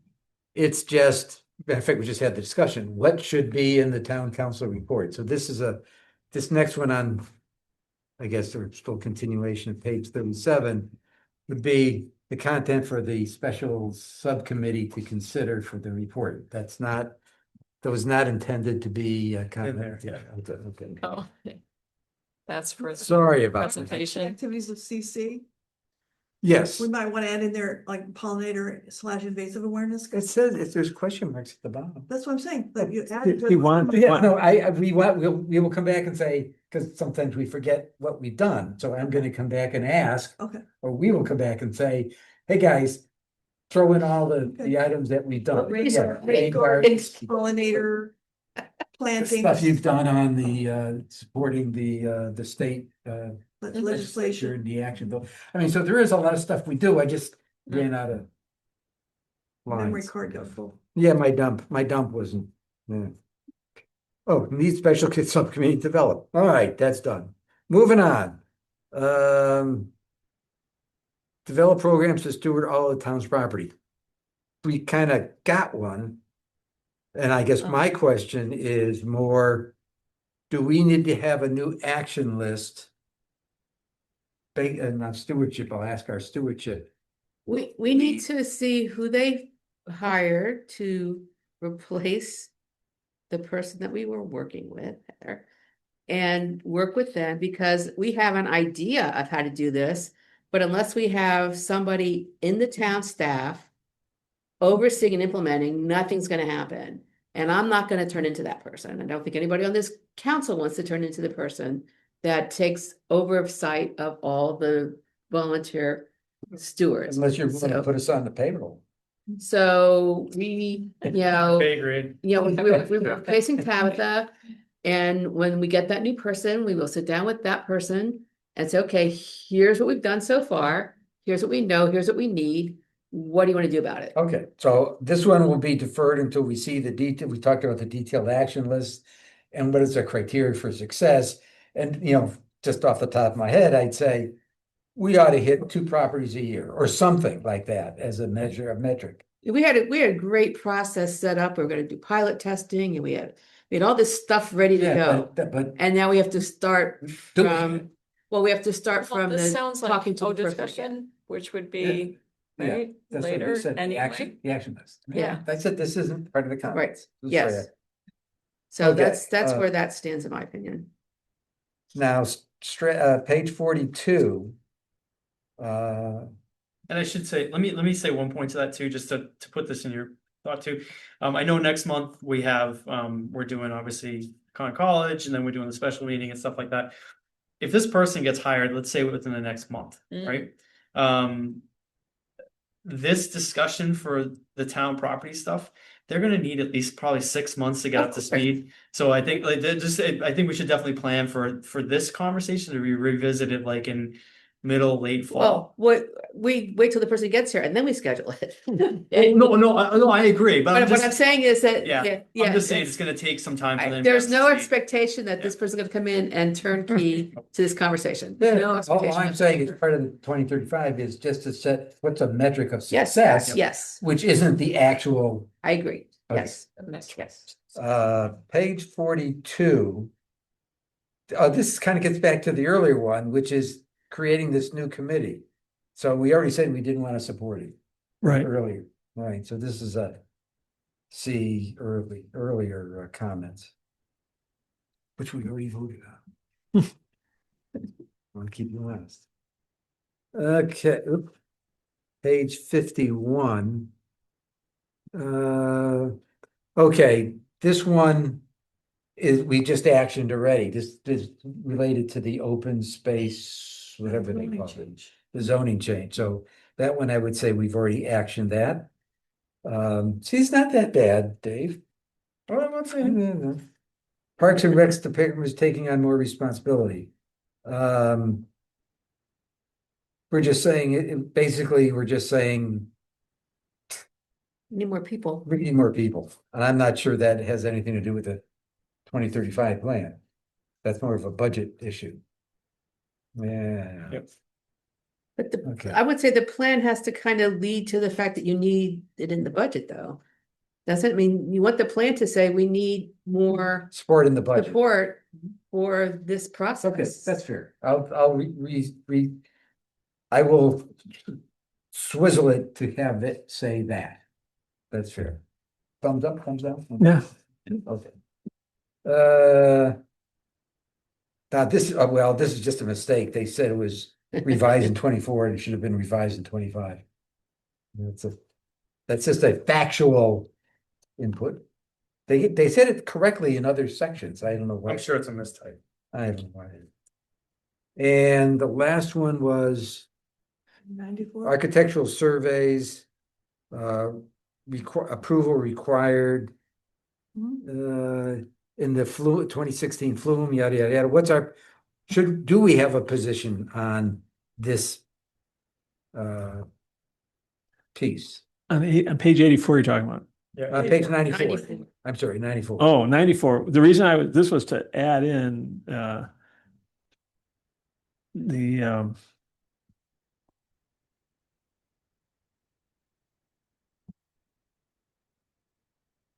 Yeah, the G, excuse me.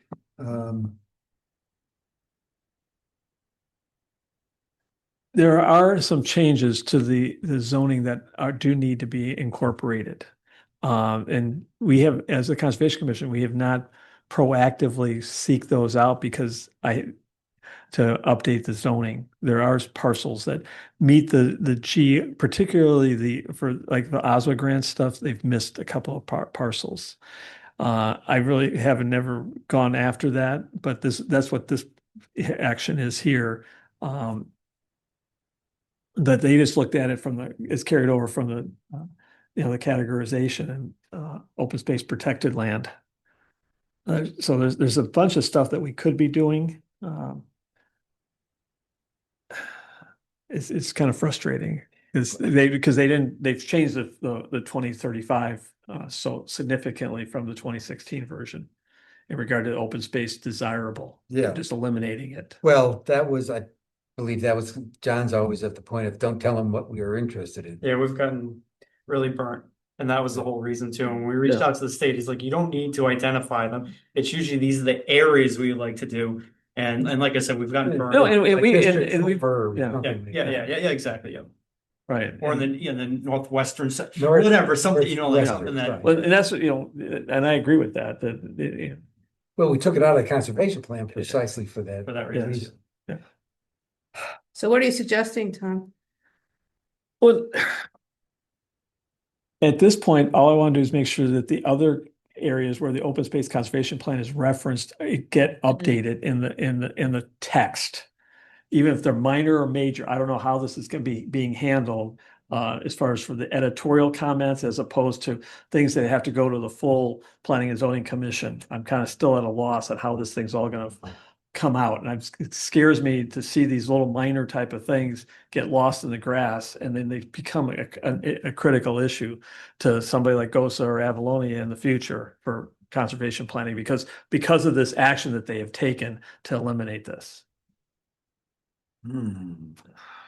So I don't.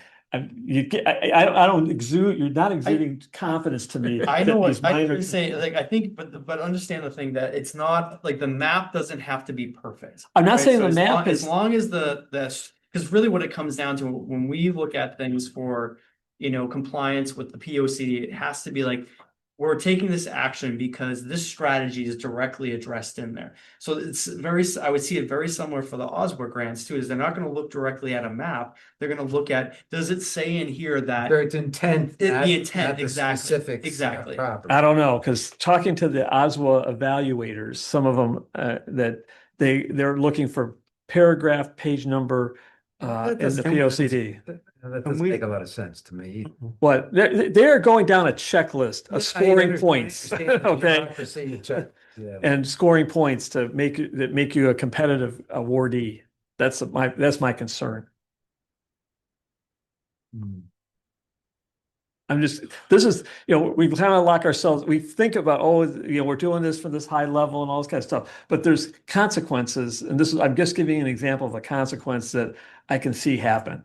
Okay. When we make these changes. If we come up with a very specific property we're interested in, can we put addendum into the 2035 plan? Well, that's what I said. The alternate thing was, as long as we have these where it says open space, growth and this type of stuff is taking consideration in the open space conservation plan that we're controlling. That then if we have words in there that identify the green belts and the PA 490 lands as examples in our next update revision, that way all I take is say paragraph this is in the POCD, goes to this other document, Yeah, and I we're got it. good. I'm Yeah. good to go. Let me try that. That's all I'm advocating Alright, for let me here. try And I that. think if they're saying this is a minor type, rather than a conceptual change, and I just don't know who controls that in this process from the Planning and Zoning Commission. Ultimately, it's the commission. Yeah, but are they? Gave me the impression that that they only want big picture things and not typographical corrections, whether it's 24, 25. Well, the typographical can get changed at some time in the future. Like that, yes, like we can, those again, in the grand scheme of things, it's like, those are more minor things that can be done as part of a. Well, that bothers me is that there has been zero in the last 10 years changes to the POCD. I haven't been here the whole time, so I can't answer that. Yes. I think he's right. Yes. Okay. I don't recall it. There has been Now, zero there's changes. been planning and zoning changes. I grant you, gobs of planning and zoning changes. That changes. Okay, they rewrote the whole manual. Right. Okay. That whole thing was right. Okay, but that's the whole thing here. We talk about, you can just change it and stuff. But they don't. Yeah, but that's what I'm kind of saying. As long as that reference there is to I'll put our the- document. Let me put the recommendations with it. Okay. Right, and those, I highlight We the can three control areas. changes a lot quicker than you Yeah. guys can in 2035. Okay. Right. Okay, that's actually it. The rest of it is just a repeat of our original comments for your reference. Right. Well, that's it. It wasn't that bad.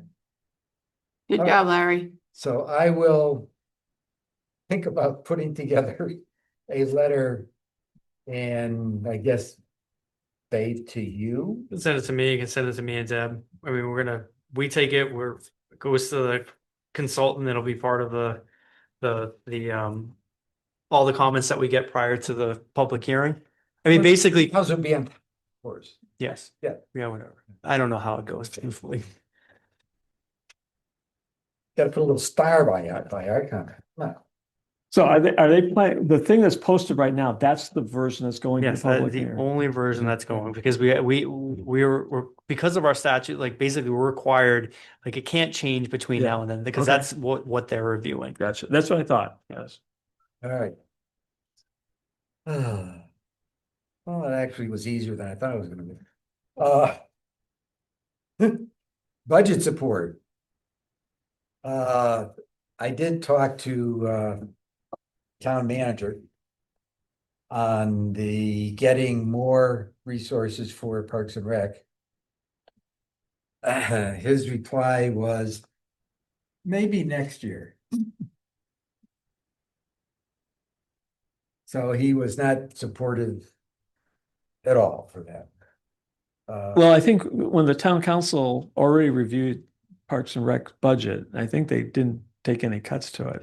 Well, no, they put an extra a half in for Yeah. open space and a half in for park for Right.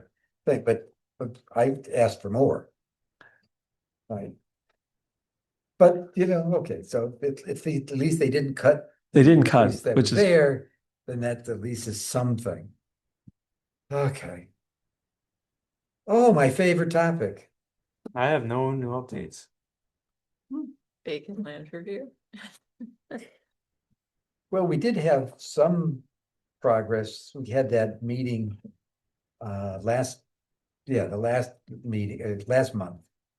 Has anything happened since then? Nothing? Mm-mm.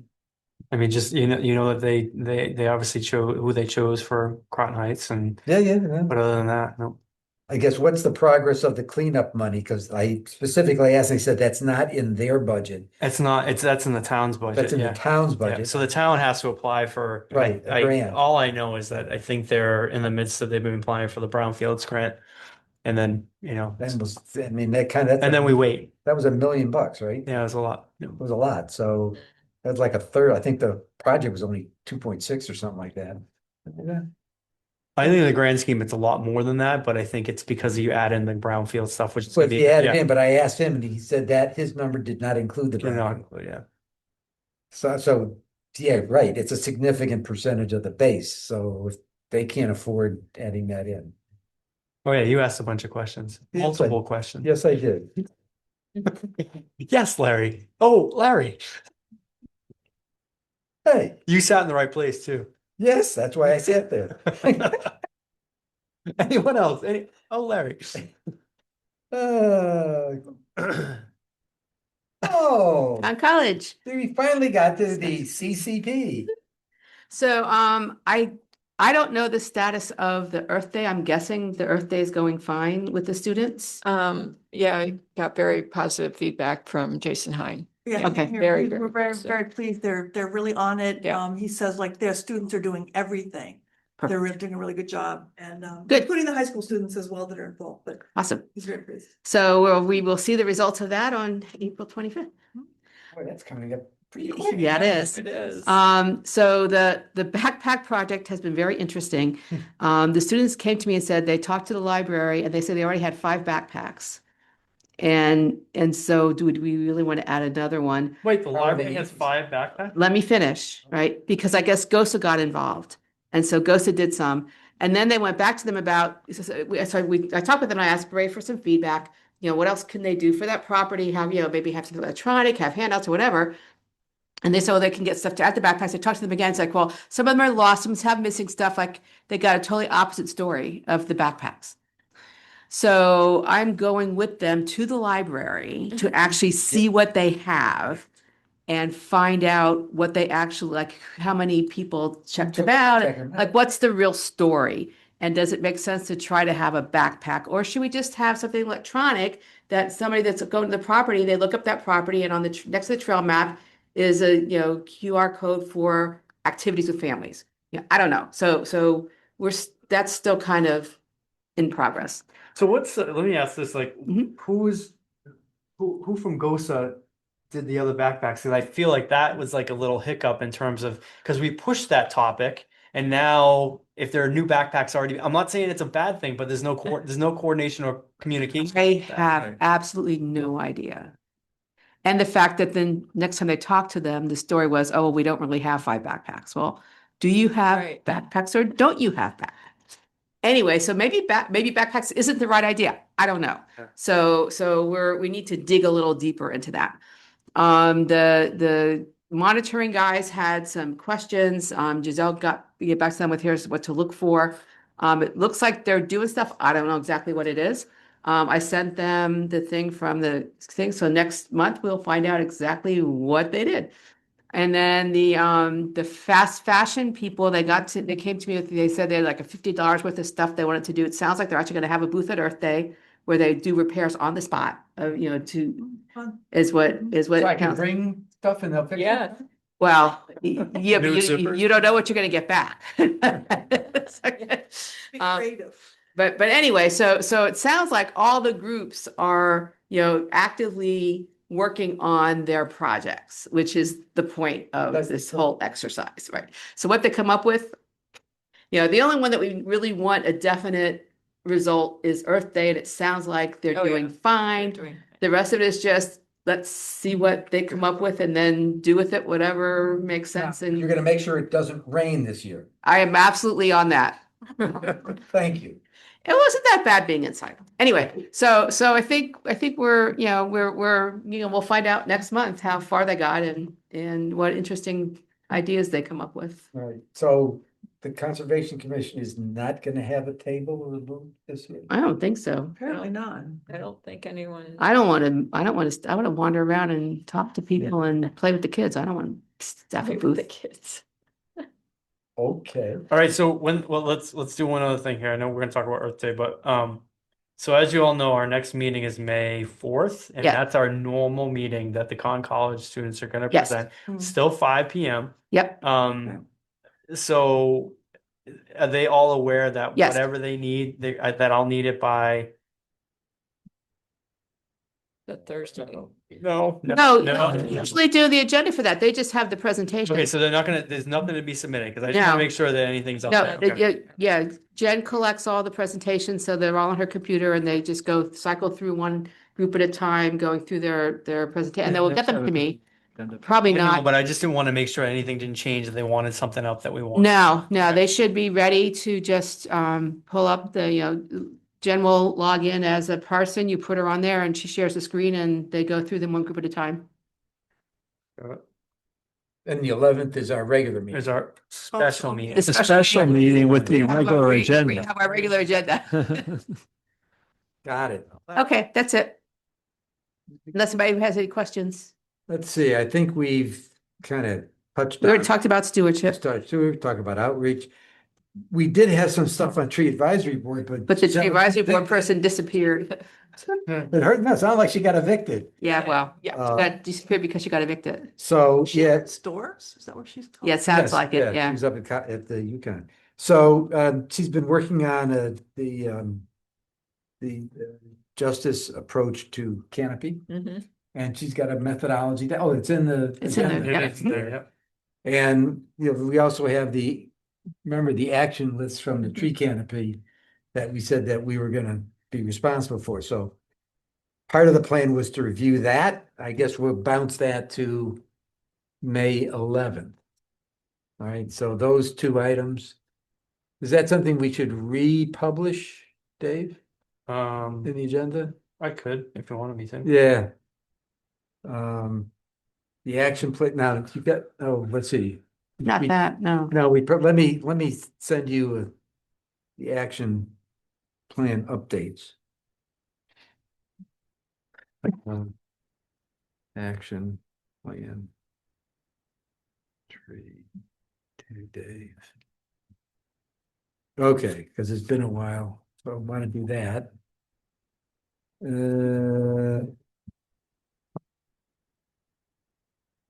The most important, report of staff. I think I went through everything. Let's see if I put anything else in there. No, I told you about Arbor Day. Yeah, that's all I got. I think we have a talked about couple everything. corrections. Yes. The question was about the pavers. The pavers there's 7,500 square feet at Washington Park. And on the ECCD website, They say that that they're going to be having the tour and demonstration will be on Earth Day 2026. So I don't know which day is. 22nd. Yeah, it's 22nd. Yeah, the official day. So, but they were supposed to put out a flyer, and they haven't posted their flyer, and they didn't send it out in the package. So I don't know exactly, other than what their thing says right now. And that was posted back in November, so I'm kind of suspecting. They did say that they will be doing it in April. So more to follow. The other question you asked in regard to housing, and so there's 724 multi-family, less than five and less parcels because I do have it does show up I have a list of all the parcels in the town, and you can sort it by, 2, 3, 4, 5 family. And so it's already, and and for 5 and less, From it's the from 2 to 5, 2 to 5 Is that from the assessor's list? from the assessor's list. Yes. Okay, so I guess the original question was, does that fully represent what's really there, or is it under? Well, that's why we go back and do assessments, reassessments to double check all that stuff.